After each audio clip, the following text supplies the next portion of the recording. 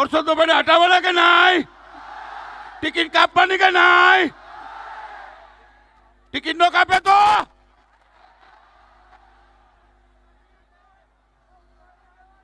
Ticket કાપશે. સરકાર નહીં કાપે એ સાંભળો, એ શાંતિ રાખો. નકર હું બોલી કેમ હકીશ? મારે ખરેખર આ 10 બોલમાં જ હોરન કરવાના છે. ટાઈમ ઓછો છે, ઘણા બધા વક્તાઓ છે, એટલે છેલ્લે આ મેચ હારવાની વાત ન આવે, પણ પીટી જાડેજા 10 બોલમાં હોરન કરીને બતાવે છે. તો ઘણા શંકા કરે કે બાપુ બધા ચોક્કા મારો તો 40 થાય, છક્કા મારો તો 60 થાય. અરે હું 3 લેવું વાઇટ બોલ ને 4 લેવું નો બોલ ને 17 છક્કા મારું 17 છક્કી લંતર છો તો કે આઉટ ન થાય. મેં હું જેઠવાનો જમાઈ છું, એટલે હનુમાનજીનો વંશના, તો હનુમાનજીના જમાય તો હનુમાનજી મારા મામા છે. હનુમાનજીને કહું કે અમ્પાયરની આંગળી ઉપર બેસી જાય, આંગળી ઊંચી ન થાય, નું આઉટ ન થાવ. અરે પીટી જાડેજાને આઉટ કરવા કોઈ સામાન્ય બાબત છે? તો કેદું નો આઉટ થઈ ગયો. મારા જાત જાતની વાતો કરતા હોય ને, પણ મેં તમને કાયમ માટે કીધું છે કે આ રાજપૂતોનું રણ મેદાન છે, આ રાજપૂતાણીનું રણ મેદાન છે. આ મેદાન જે છોડે, જેનો બાપ ફરે એની વાત ફરે, એ ક્ષત્રિય છું. હું ડરતો નથી, નિડર છું. ડરતો તો છોડી દીધું હોત. મેં સમાજ માટે ગાળો ખાધી છે. ટુકારો દેવી કોઈના બાપની તાકાત નથી. 25 વર્ષ દબંગ હતો અને અત્યારે ક્ષત્રિય સમાજનો દબંગ જ છું. જો હું ડરતો હોત તો 10 ફરિયાદ કરી શક્યો. પરસોત્તમભાઈ કરતા મને પોલીસ રક્ષણ વધારે મળ્યું હોત.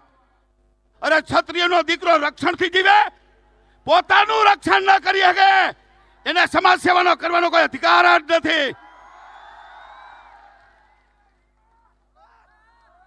ભગતસિંહે વિચાર્યું હોત કે મને ફાંસી થશે, તો ભગતસિંહ મૂછે હાથ નો દીધો.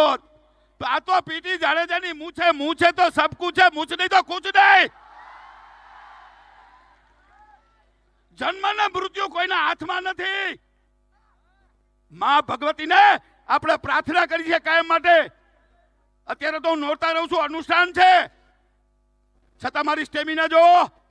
આજે તો મને આનંદ થયો કે મારી 65 વર્ષની ઉંમરમાં આટલો ક્ષત્રિય સમાજ મેં કોઈ દી નથી જોયો. આજે મને પાણી ચડી ગયું.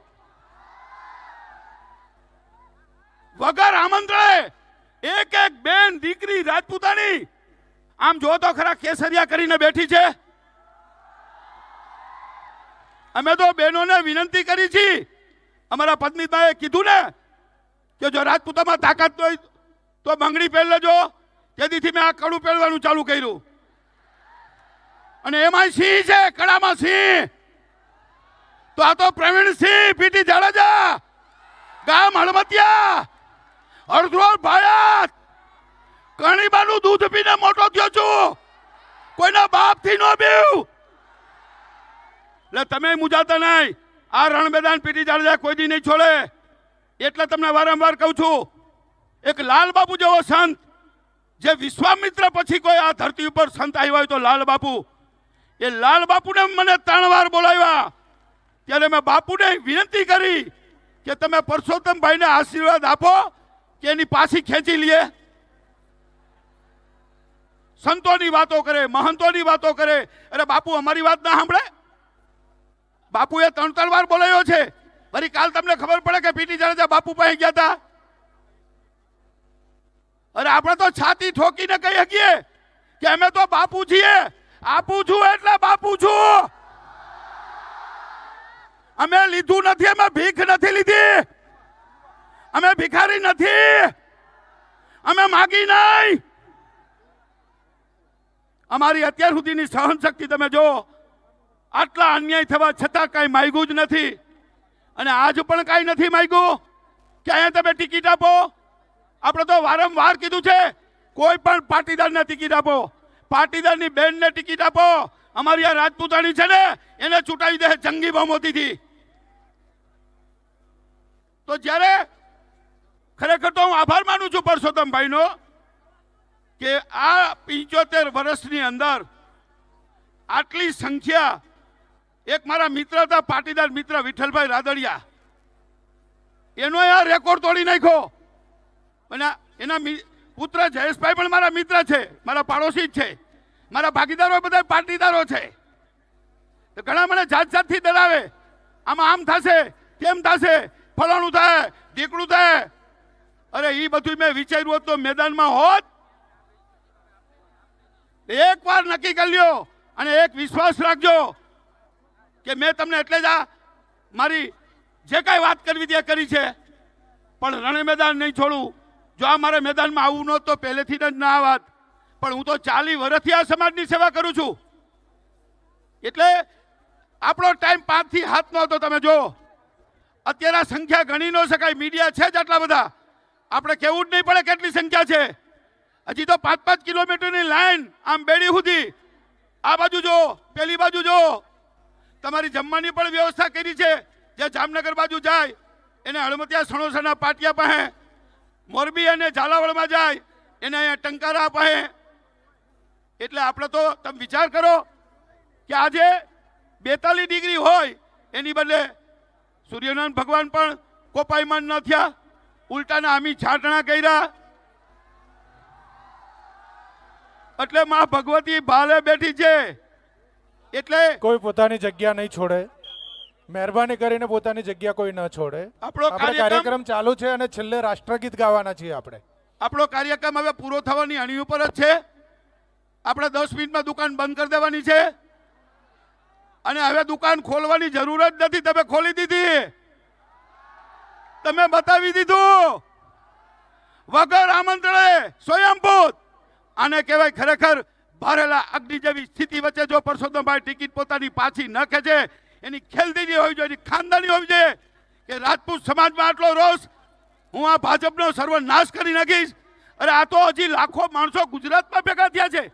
22 કરોડ ક્ષત્રિયો જ્યારે એક છત નીચે બેસે ત્યારે આ દેશનો વડાપ્રધાન પણ ક્ષત્રિય હશે.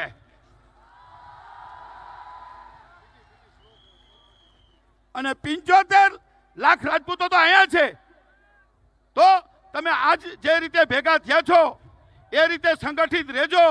સંગઠિત થવાનું સરસ મજાનું પ્લેટફોર્મ મળી ગયું અને કાયમ માટે આપણે આવી રીતે રહેશું તો આપણો અવાજ સાંભળશે ને કે નહીં સાંભળે.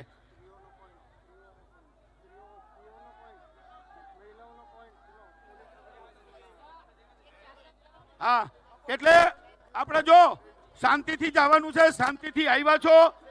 4-4, 5-5 કલાકથી લાઈનમાં હજી ગાડીઓ ઊભી છે, એ અહીં પહોંચી નથી ગયા. એની માફી માંગુ છું. આવડા તો 4 મેદાન હોત તો ઓછા પડત. પણ ધન્યવાદ આપું છું રતનપરના યુવાનોને, એને જે 3 દી કામ કર્યું છે ને મહાવીરથી આ જે જગ્યા આપી છે એનો આભાર માનું છું. રાજપૂતાણી બેનને વચન આપું છું કે બેનું તમારે રોડ ઉપર ઉતરવાની જરૂર નથી. તમારા ભાઈઓ હજી સિંહ જેવા રાણો જેવા બેઠા છે. તો બેનું તમે આનંદમાં રહેજો. એટલે વધારે ના કહેતા તમારા ધન્યવાદ માનું છું અને વંદન કરું છું પાઘડી ઉતારીને. ખૂબ ખૂબ ધન્યવાદ. જય માતાજી, જય ભવાની, જય ભવાની. બોલો આશાપુરા માત કી.